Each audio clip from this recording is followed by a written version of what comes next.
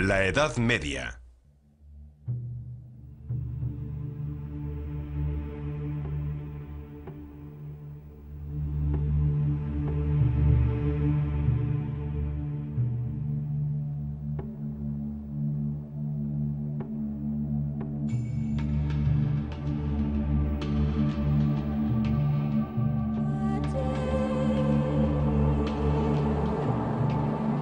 Ciudades, mercaderes y artesanos.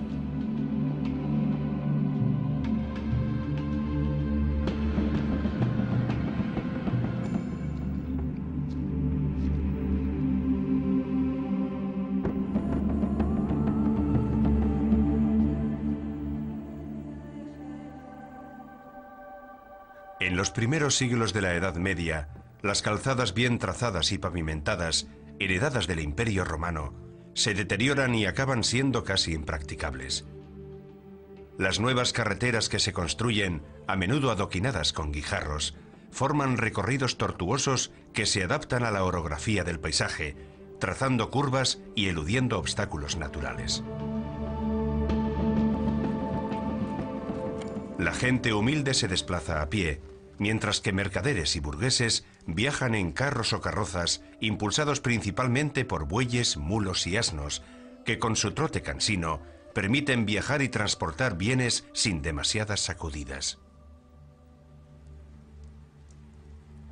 Peregrinos, militares y comerciantes coinciden en los mismos itinerarios, diferentes servicios que se cruzan por el camino. Cuando se habla de strade medievali, Cuando hablamos de las calzadas medievales, no debemos pensar en carreteras como las conocemos nosotros, sino más bien en senderos. Entre estas calzadas están incluso las más famosas, como la Francigena o Romea, que unía Inglaterra y París con Roma, o la calzada Alemania, que comunicaba Venecia con Alemania, o los itinerarios que llevaban a Santiago de Compostela. Eran prácticamente caminos para los arrieros, que a veces se ramificaban, dependiendo de los obstáculos con que se tropezaran en el terreno.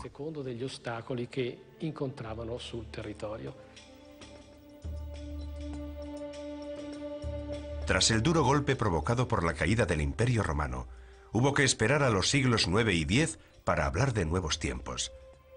Lentamente se produce un proceso de recuperación económica que se prolonga a lo largo de más de 4 siglos. Crece la población y la producción agraria, aumentan las rentas, el consumo, la producción artesanal y el volumen de comercio, y las ciudades empiezan a estar masificadas.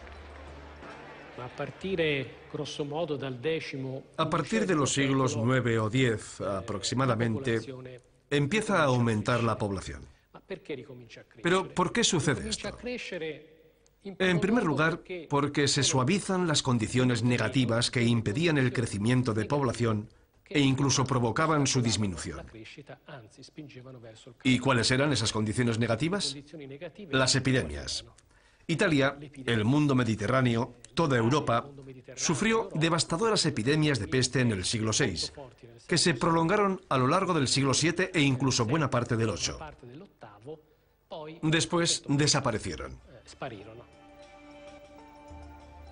Los núcleos urbanos son la base del nuevo sistema económico, en el que los mercaderes y banqueros son las verdaderas figuras emergentes que devuelven la importancia al intercambio comercial y estimulan la circulación de la moneda. Así, el dinero es el nuevo punto de referencia de la esfera económica y social. Una transformación que se entreteje dentro de un proceso más amplio, en el que la ciudad pasa a ser la nueva sede de la elaboración cultural, con la creación de escuelas laicas y universidades, lugares de experimentación política. A todo esto se suma la vida municipal, la señorial y las nuevas formas de asociacionismo y participación popular. Los nuevos valores impuestos por el dinero, como la riqueza y las posesiones, desembocan en guerras entre nobles, entre ciudades, por el control de territorios cada vez más amplios.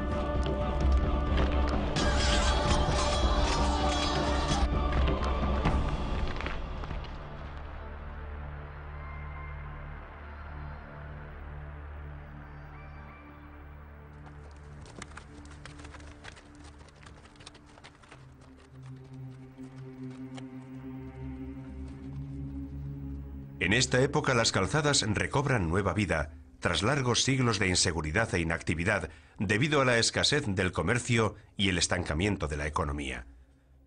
Desiertas durante el día y envueltas en tinieblas por la noche, se habían convertido en cómodo refugio de ladrones y malhechores.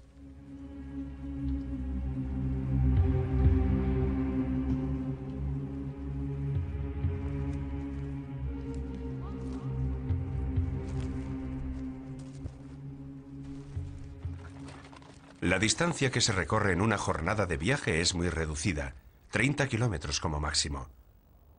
De noche no se viaja. El peligro de tropezarse con bandidos y forajidos es demasiado alto.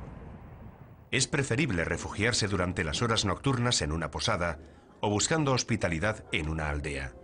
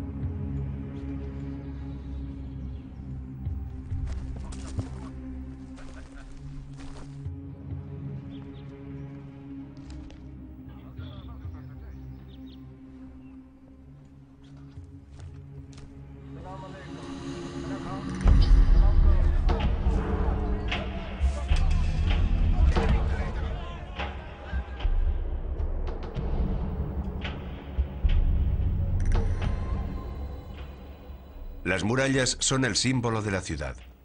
Esta no es una simple agrupación de seres humanos, sino que implica la idea de una pertenencia común, una sensación de superioridad respecto a los que viven extramuros. Las murallas son elementos vivos de la ciudad. Cuando nacen, son altas y delgadas, separadas de los edificios urbanos, a menudo sujetadas por contrafuertes y jalonadas por torreones. Posteriormente se amplían y engullen nuevos pueblos, crecen en altura y se refuerza su espesor para resistir mejor los ataques enemigos. ¿Cómo se muestran estas ciudades? Ante todo, están rodeadas de murallas. No hay ciudad que no posea su propia muralla. Y la expansión de la población lleva a la construcción de sucesivos recintos amurallados, que en zonas llanas son concéntricos. En plazas costeras, como Génova, se integran en la ciudad. O en lugares como Siena, surgen de las laderas de las colinas. En ciudades de llanura suelen ser recintos circulares que todavía se conservan en el paisaje urbano actual.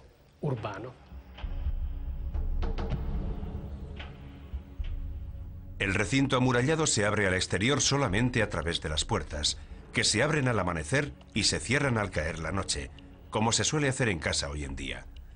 Son obras de alta ingeniería en toda regla, capaces de desanimar cualquier ataque enemigo.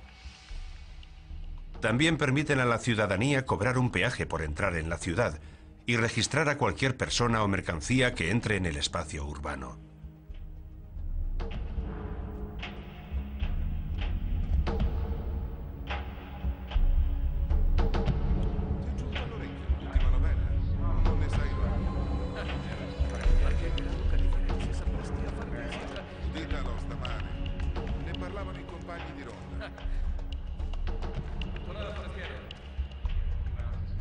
Cosa porti in quel borsello?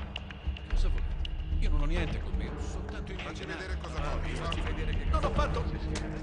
Facci vedere, state sbagliando. Legagli le mani. Te lo fermo. Non possa più nuocere. Portatelo via.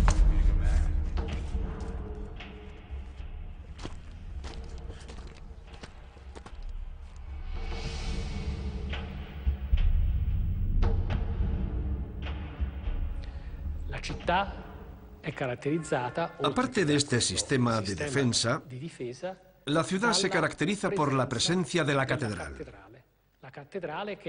La catedral es el lugar sagrado más importante, y a su lado se encuentra el Palacio Episcopal. También hay zonas agregadas a los diferentes mercados, porque hay varios mercados. El mercado de los cereales, el mercado de las hierbas. En muchas ciudades del norte de Italia encontramos plazas dedicadas al comercio de hierbas.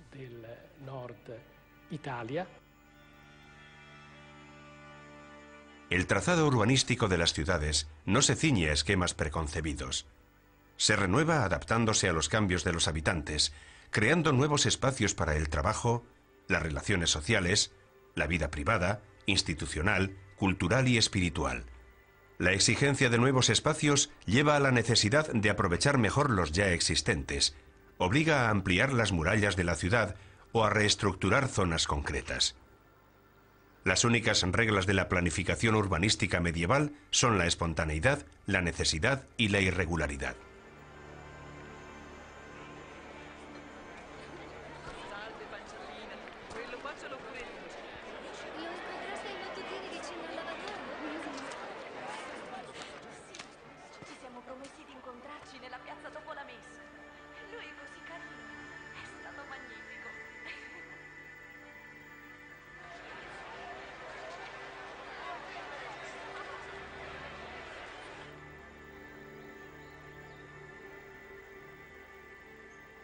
La planta más sencilla es aquella en la que dos calles principales se cruzan en el punto central de la ciudad, desembocando en 4 puertas que se abren a las direcciones principales. Curiosas son las ciudades que se asoman al mar y disponen de puerto. Allí las calles desembocan directamente en el agua, para aprovechar al máximo la relación entre las viviendas y la actividad portuaria.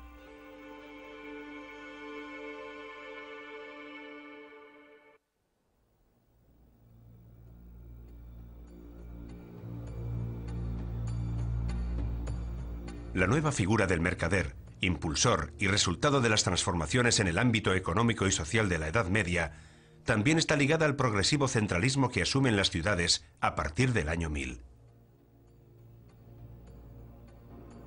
No es que en el alto medioevo, cioè prima del X secolo, No es que en la Edad Media, es decir, antes del siglo X, hubiera desaparecido la figura del mercader. Disponemos de fuentes muy exactas que nos revelan la presencia de mercaderes, por ejemplo, en Milán en el siglo IX. Pero después del siglo X, lo cierto es que su papel pasa a ser fundamental. Y es fundamental porque debido al crecimiento de la población rural y urbana, el aumento de la producción agraria y la demanda de nuevos productos de consumo, se fomenta un potente mecanismo de intercambio del que los mercaderes son protagonistas. El mercader es un personaje de escaso reconocimiento y con un bajo prestigio social, aunque desempeña una actividad indispensable para todos, donde los peligros están a la orden del día. Debido a los continuos viajes por tierra y por mar, en contacto con pueblos extranjeros, está permanentemente expuesto a los saqueos. Asimismo, la constante reinversión de los recursos requiere una gran sagacidad, aunque siempre existe el riesgo de realizar transacciones ruinosas.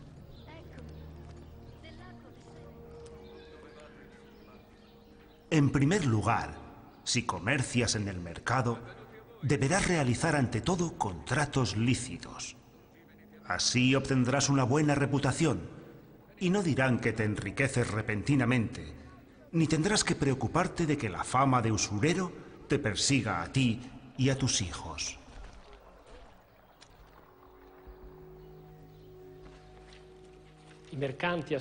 Muy pronto los mercaderes asumen un importante papel económico dentro de la ciudad.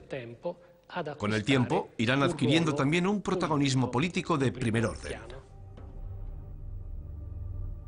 El amplio radio de acción del mercader puede incluso llevarle a negociar con comerciantes musulmanes, que en el mundo cristiano medieval son considerados los enemigos infieles por excelencia. Es una postura de abierta hostilidad que la Iglesia manifiesta de forma oficial, interpretando la búsqueda del beneficio económico como algo inevitablemente pecaminoso. Sin embargo, la propia Iglesia necesita los servicios de los mercaderes, sobre todo de los venecianos, que detentan el monopolio del incienso, necesario para las ceremonias sagradas.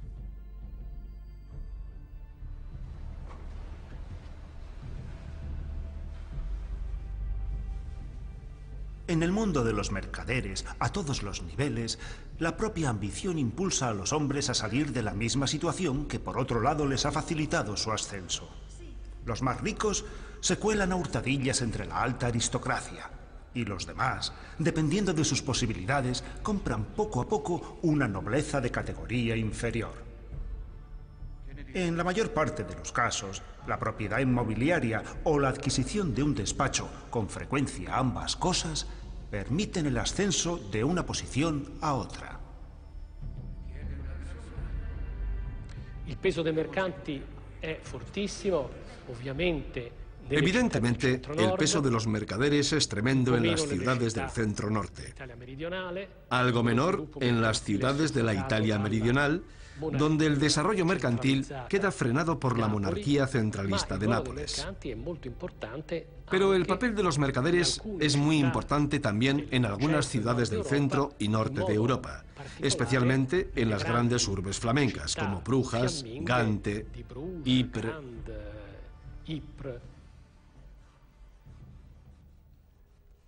El mercader es una figura rompedora en la sociedad medieval porque introduce un ritmo nuevo, diferente al de la Iglesia. Es una medida del tiempo exacta y ponderable, muy alejada del ritmo sagrado del calendario eclesiástico, que sirve para organizar el trabajo y las relaciones profesionales de manera óptima. Es un cambio que tiene aplicaciones concretas incluso en la innovación tecnológica, como por ejemplo la de los relojes mecánicos, que a partir de finales del siglo XIII hacen su aparición en los campanarios de las catedrales y las torres del poder político. La vida del hombre medieval empieza a girar principalmente en torno a sí mismo, liberándose de las constantes referencias a lo divino y sus preceptos.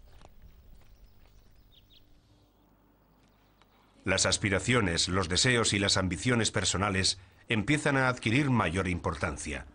El horizonte del ser humano regresa a la tierra, y dentro de él se abre paso la idea de que puede satisfacer sus necesidades de realización en este mundo. La persona toma una mayor conciencia de su autonomía, de sus propiedades, de la posibilidad de construir su propio destino.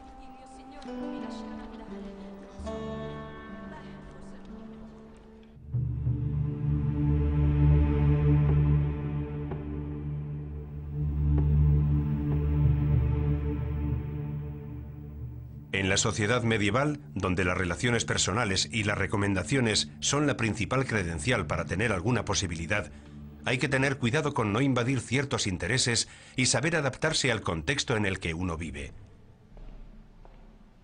Especialmente a partir del siglo XIV, estas delicadas relaciones cristalizan en formas de expresión concretas. Son las denominadas cofradías.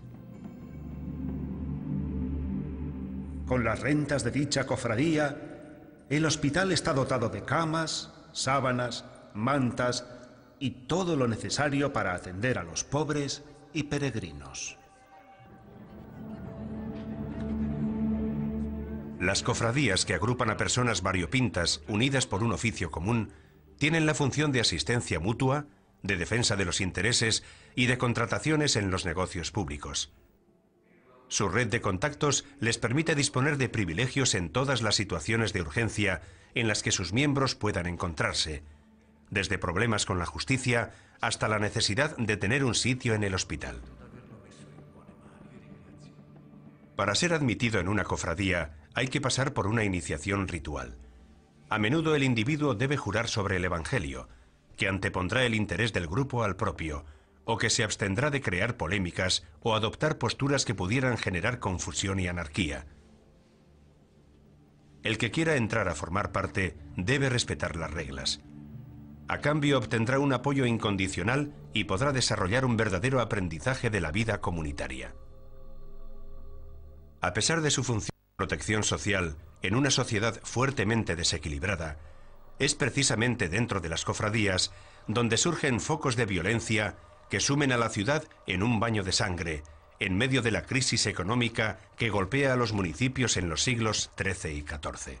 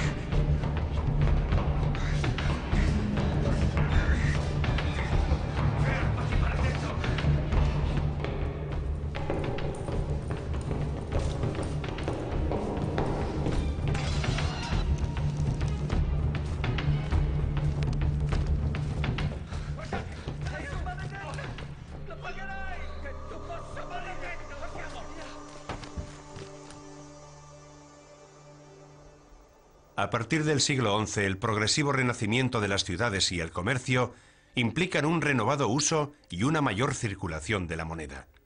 Es el resultado fruto de diversas exigencias.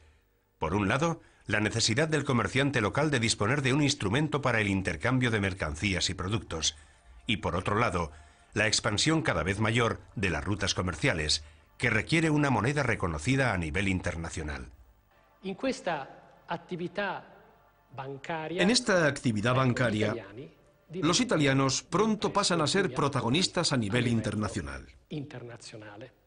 Pasan a ser protagonistas porque Italia está en el centro de una serie de rutas comerciales entre el Oriente Mediterráneo y la península, el mundo germano, el mundo británico y la península ibérica. Porque en Italia existe una ciudad como Roma que aglutina los recursos de toda la cristiandad.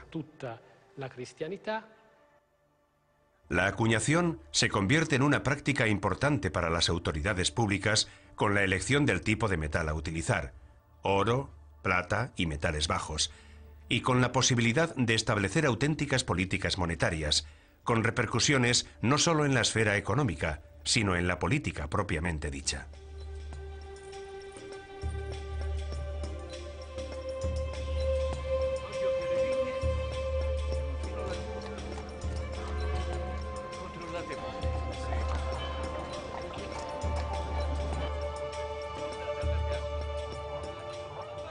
L'Italia si attrezza ben presto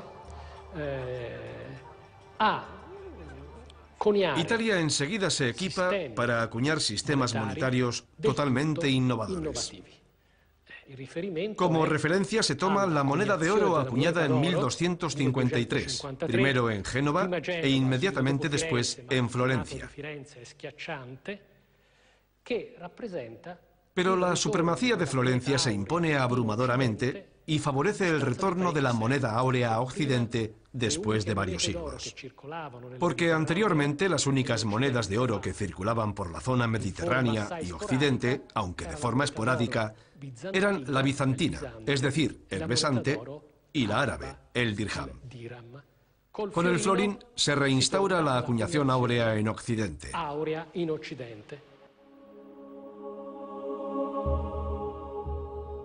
Entre los siglos XIII y XIV, la franja de población ciudadana que se enriquece gracias al comercio se consolida como clase pudiente. Es un poder nuevo, público, querido por el pueblo y partidario de los intereses del pueblo. Se basa en las estructuras corporativas y en la reciente mentalidad empresarial fomentada por el aumento de los intercambios comerciales.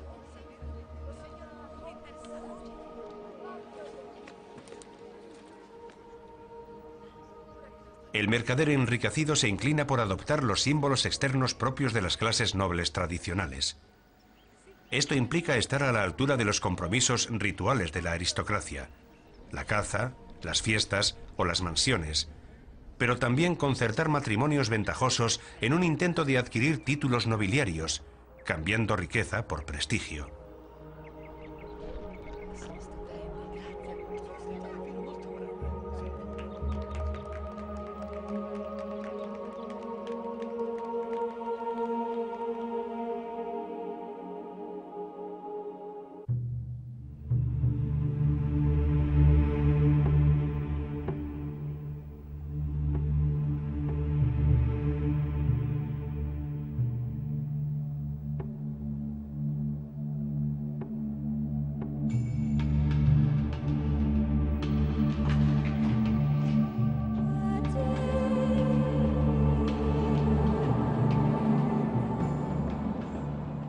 La ciudad renacida y vitalista del siglo XII es animada y caótica, auténtico meollo de una sociedad cada vez más compleja y en rápido desarrollo. En sus calles se puede contemplar toda la fauna humana de la sociedad medieval, con las múltiples diferencias tipológicas que lo conforman, en un espacio tan reducido que se ve abocado a una masificación forzosa.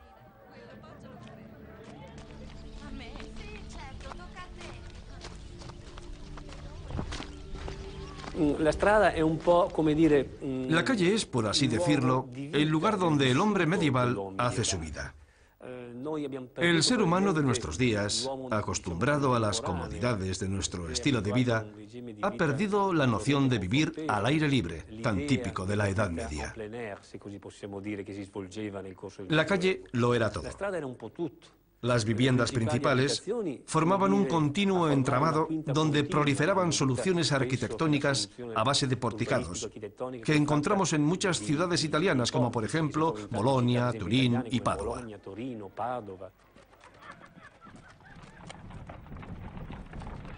El aumento de la población conduce a una reestructuración del sistema vial sin una verdadera planificación, donde todo se organiza de forma improvisada. Los nuevos edificios invaden parcelas de calle. Se aprovecha todo el espacio posible, incluso el que está por encima de las cabezas de la gente, con balaustradas, balcones y pórticos que sobresalen de las construcciones y que a menudo obstaculizan el paso de los medios de transporte. Las calles no son solo el lugar al que se asoman las viviendas, sino también las propias actividades productivas. Normalmente las casas tienen una lonja en la planta baja en la que se trabaja de cara al público, con la vivienda del artesano en el piso superior.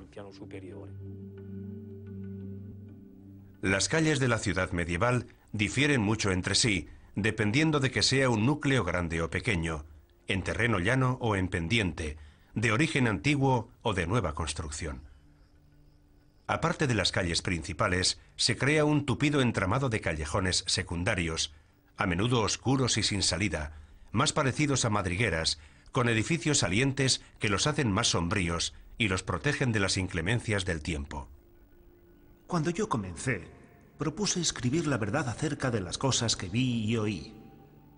Y para que los foráneos puedan comprender mejor las cosas que acontecen, describiré la forma de la ciudad noble, erigida bajo el signo de Marte, con un amplio, rico e imperial río de aguas dulces que divide la ciudad casi por la mitad.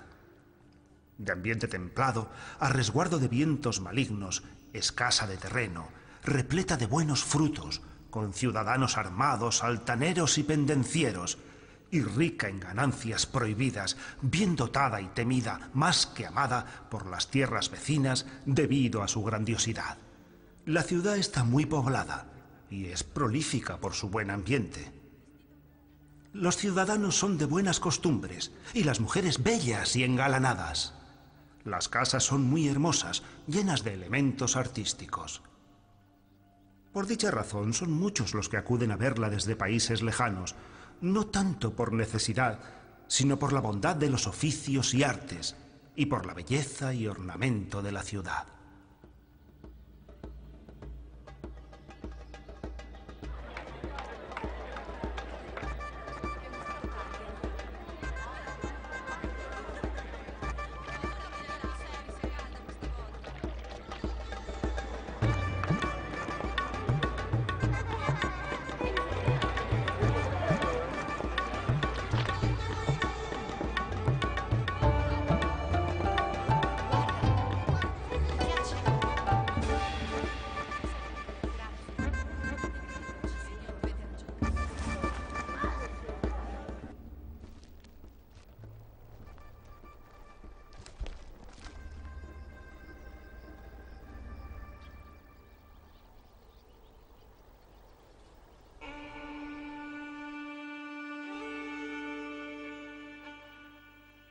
La fase de renacimiento de las ciudades durante la Edad Media coincide en muchos casos con la puesta en marcha de la actividad municipal.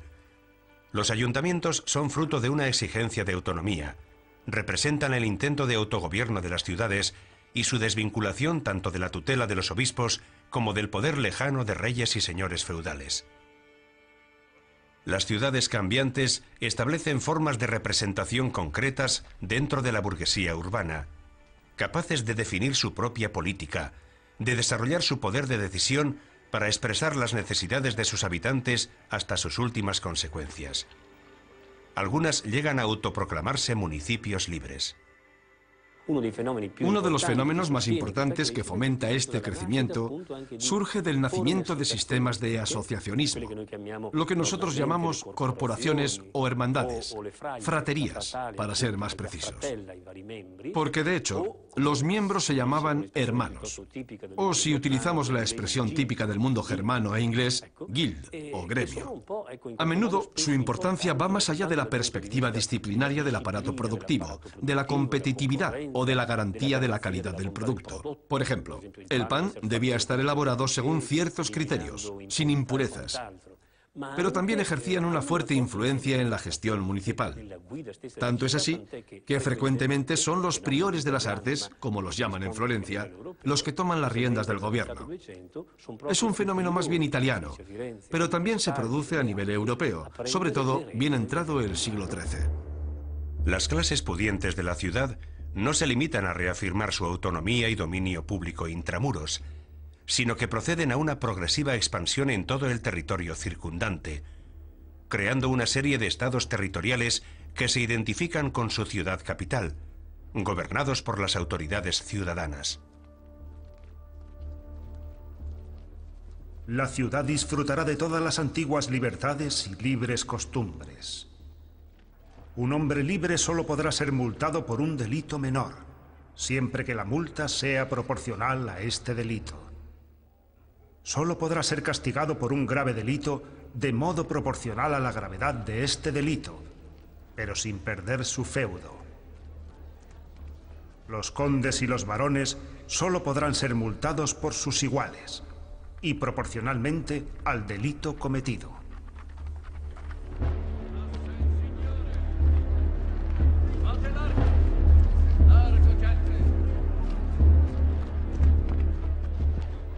Todos los mercaderes podrán, si no han recibido previa denegación pública, salir y entrar libremente y con total seguridad de todas las tierras, pernoctar y viajar por ellas.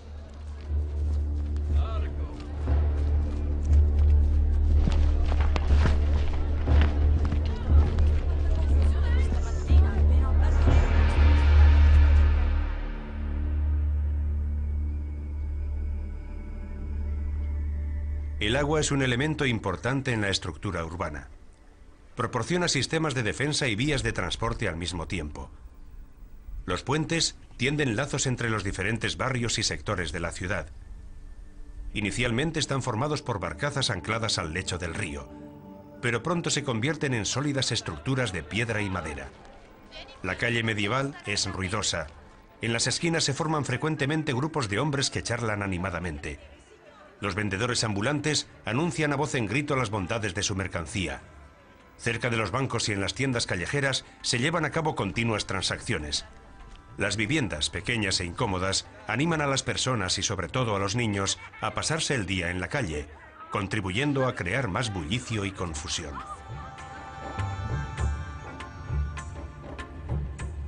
Partiendo desde la costa llegué a una ciudad, la mayor que existe en el mundo. Tiene una circunferencia de al menos 100 millas. No tiene puertas y por fuera está protegida por el agua. De ella pedí diligentemente noticias a quienes la habitaban. En ella hay gran acopio de pan, de carne de cerdo, de vino y de arroz. Y todas las demás vituallas se pueden encontrar en grandes cantidades. Esta ciudad es la más rica y fértil, y a mi juicio supera a todas las demás en cuanto a bienestar y abundancia. Y allí es de donde emanan leche y miel.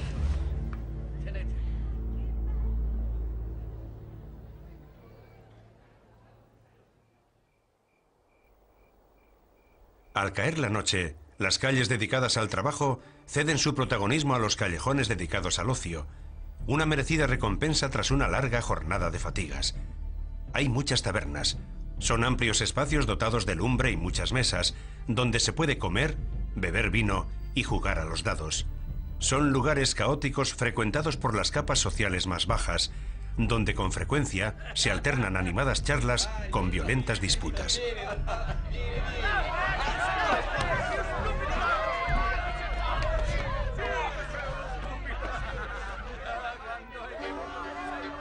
El ocio también implica sexo a cambio de dinero. En los burdeles, los hombres pueden dar rienda suelta a sus necesidades sexuales sin molestar a las damas respetables. La Iglesia y la sociedad consideran la prostitución una práctica infamante y contraria a los preceptos de Dios. Las esposas traicionadas traman venganza y acusan a algunas meretrices de brujería. Estas son quemadas en la plaza pública entre los gritos desesperados de los maridos infieles.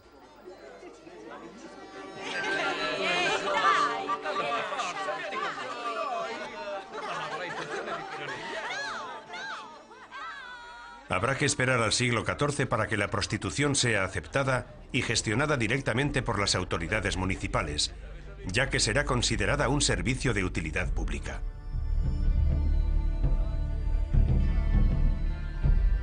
La marginación social golpea a una buena parte de la población. La mala reputación o el estigma de la infamia se ceban principalmente en algunas profesiones medievales. Los actores, músicos, juglares y trovadores están considerados personajes conchavados con el diablo, de vida disipada y dudosos principios morales. El aislamiento social también afecta a todos los oficios relacionados con la sangre, los cadáveres, la carroña y la inmundicia, del verdugo al sicario, del enterrador al carnicero. El desprecio hacia los lisiados, cuyas deformidades son relacionadas con el diablo, lo encontramos en la estricta separación entre el espacio ciudadano y los lugares destinados a la acogida de los enfermos, las leproserías, los lazaretos y los hospitales. Todo indica que en la Edad Media la relación entre la sociedad y los marginados se articula de manera diferente, a medio camino entre el odio y la piedad, el recelo y la ayuda.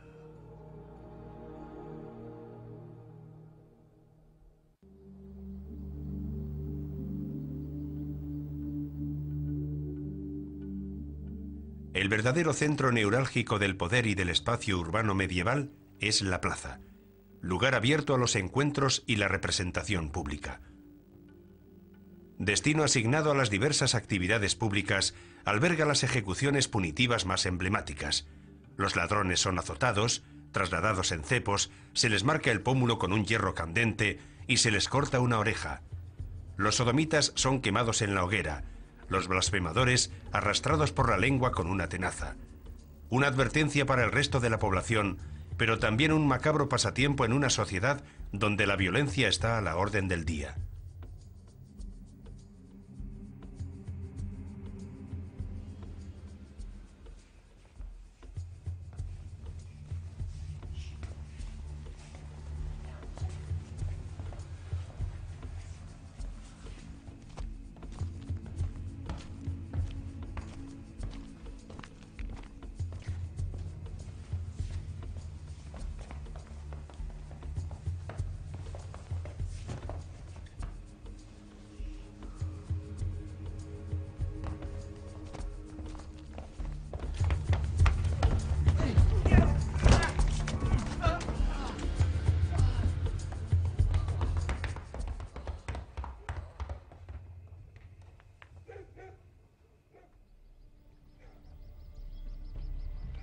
A lo largo de las calles, entre callejones, por angostos pasadizos, circulan las noticias que los heraldos municipales leen en voz alta tras hacer sonar el cuerno.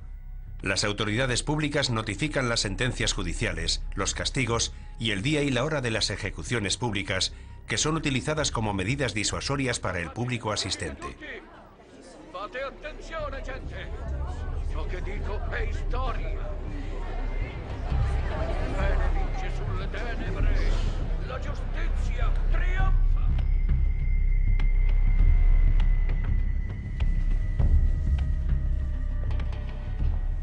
La scorsa notte un rustico villano, uomo bestiale, si è introdotto in loco a lui precluso.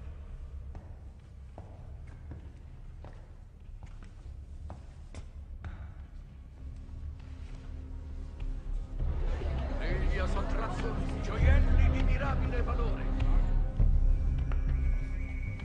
Egli brama alla perdita della nostra dignità. Egli è il diavolo!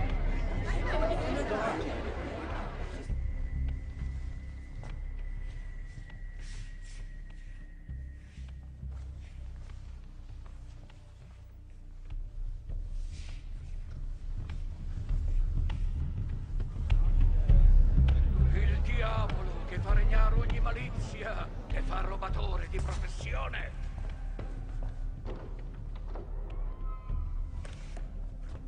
Impossessatosi di gioielli di mirabile valore, avvolto in uno straccio preso dal suo stesso abito.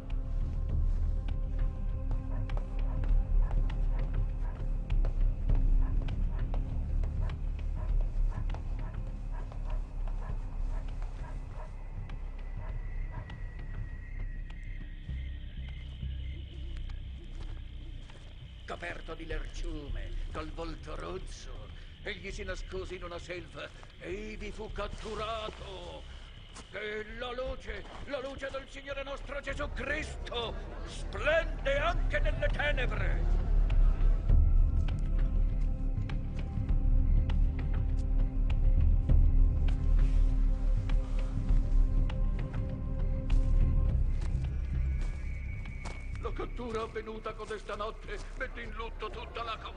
El pueblo participa en las calles y prorrumpe en insultos y agresiones contra el condenado, que es arrastrado delante de sus familiares y amigos cargado de cadenas. La punizione divina. Una violencia muy extendida que se respira en toda la ciudad. Per tali misfatti della santità e giustizia. Las ciudades son ambientes sucios y malolientes, desprovistos de alcantarillado o de agua corriente en las viviendas.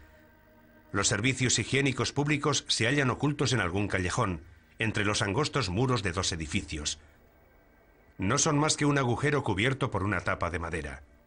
Las calles están atestadas de pobres, vestidos con mugrientos harapos que se dedican a la mendicidad.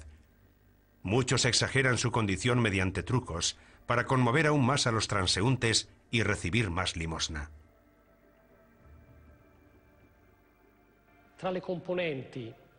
Entre los componentes de la población urbana, esta franja de población compuesta de pobres y marginados desempeñaba un papel fundamental, sobre todo desde el punto de vista cuantitativo. También desde otros puntos de vista, pero sobre todo cuantitativo. Se calcula que en algunas ciudades esta franja comprendía al menos un tercio de la población. Es habitual que los mendigos se desplacen a pie de una ciudad a otra, recorriendo largas distancias con la esperanza de encontrar mejores condiciones. Pero que los demás desvalidos tengan fe en la divina providencia, que se acuerda de ellos y a ellos se dirige, y que acudan a la iglesia, que los acoge y los defiende. Pero tal vez tú también digas lo que se suele decir en estas ocasiones. No tenemos derecho de hacer obsequios a aquellos a los que Dios tanto ha maldecido que ha querido que vivan en la miseria. Sin embargo, no es cierto que los pobres estén malditos. Al contrario, se dice, dichosos los pobres, porque de ellos es el reino de los cielos. La sociedad considera a los mendigos necesarios para la salvación de las almas de los ricos, que así pueden hacer el bien a través de la caridad. Sin embargo, no es extraño que las autoridades urbanas decreten expulsiones masivas. Si la mentalidad del hombre medieval atribuye valores positivos al sedentarismo, al hecho de estar radicado, a formar parte activa de la comunidad, el marginado despierta recelos y debe ser mantenido a distancia. En muchos casos, los marginados eran personas que no estaban en condiciones de trabajar porque eran discapacitados. Las discapacidades eran muy frecuentes en la Edad Media. Muchos niños nacían deformes o ciegos. Es decir, eran personas que no estaban capacitadas para trabajar, vivían de la caridad. Luego estaban los ancianos, que ya no sabían de qué vivir, o mujeres solas. O sea, había un sector social cercano a la marginalidad que no estaba en condiciones de ganarse el sustento. La misericordia está acostumbrada a no juzgar a la gente por sus méritos y a asistir a las necesidades del prójimo, a ayudar al pobre, no a sopesar la mera justicia. Está escrito: feliz aquel que se preocupa por los pobres y menesterosos.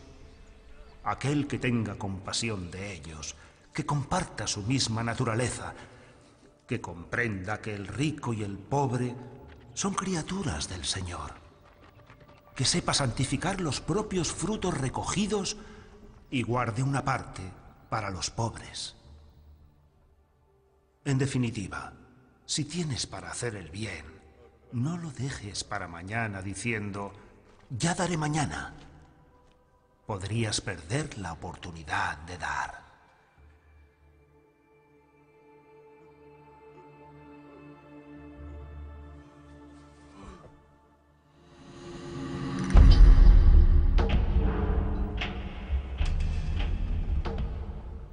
Las viviendas se arraciman unas sobre otras.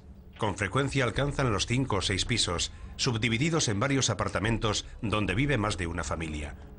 Normalmente hay 2 habitaciones que se utilizan para comer y dormir, separadas por cortinas o biombos de madera, en un intento de obtener cierta intimidad en una situación de promiscuidad forzosa.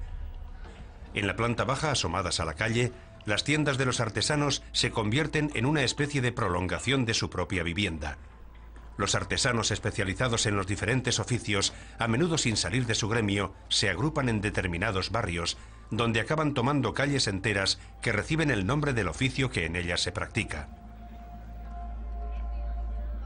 Se distribuyen por lugares concretos de la ciudad con sus talleres y oficios. No es casualidad que muchas ciudades italianas y europeas tengan la calle de los tejedores o la calle de los herreros. Es más, en algún que otro caso, como en Siena, son los propios estatutos municipales los que disponen la constitución de una calle de los orfebres, y es allí donde se concentran solamente los que ejercen esta actividad. En el ámbito del sistema de gradaciones del trabajo, hay que realizar un aprendizaje de varios años antes de que la mano llegue a ser lo bastante hábil, con el objeto de que la cerámica coloreada, dibujada y pintada esté siempre a la altura de la fama conquistada. El oficio es ejercido por el maestro, asistido por uno o más aprendices, enviados por las familias para aprender una actividad que al menos pueda garantizarles la subsistencia. El período de aprendizaje es muy largo, y al principio se desempeñan labores humildes, domésticas, a veces incluso como criado de la esposa del artesano. La producción artesanal es limitada, pero de gran calidad, similar a las obras de arte. Los comités correspondientes controlan la calidad de la elaboración y no toleran falsificaciones.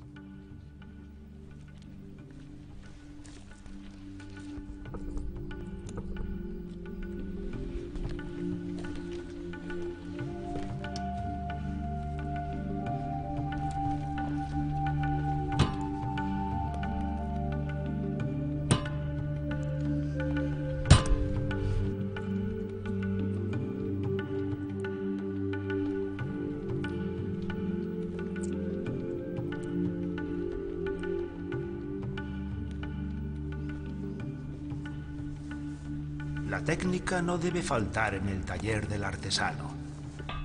Y no debe producir falsificaciones, ni aplicar precios desmedidos.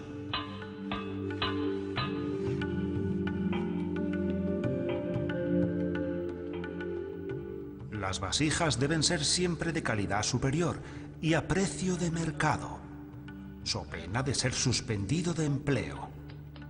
Así es el maestro, y debe estas virtudes enseñar al aprendiz y ser paciente con él, porque el arte es un oficio duro que no puede ser adquirido por bribones ni oportunistas.